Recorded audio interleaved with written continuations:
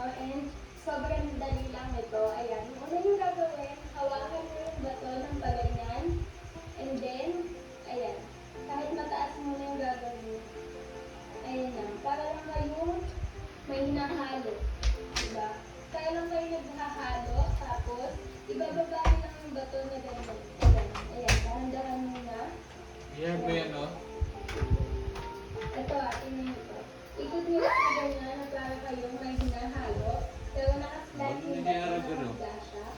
So, ayan. Pwede nyo din galawin itong braso nyo. Ay, galawin daw ang braso. Kasi kapag straight lang siya, tapos pinaikot nyo, pwede matamaan yung braso nyo. Kaya, para mas madali kayo, Yan daw pa, Ibe? galaw nyo din yung braso nyo.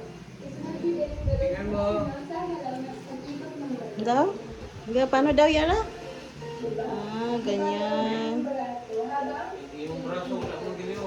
dahan-dahan ulit. Iskulit yung kamay.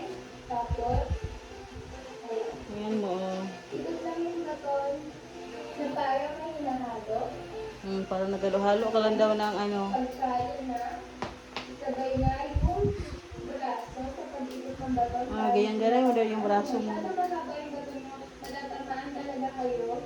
Ayun. Kaya ra matang haba. Pwede yung mga maiksing baton sa National Bookstore o kaya sa National bookstore daw din. Pandayan o kaya din sa bayan sa tabi-tabi lang mga Standard, kapatid. medyo ano? Naiksing lang na Bago itong gamay kay mo, taas na mo kinayahan. medyo mahaba. Kaya, ayun.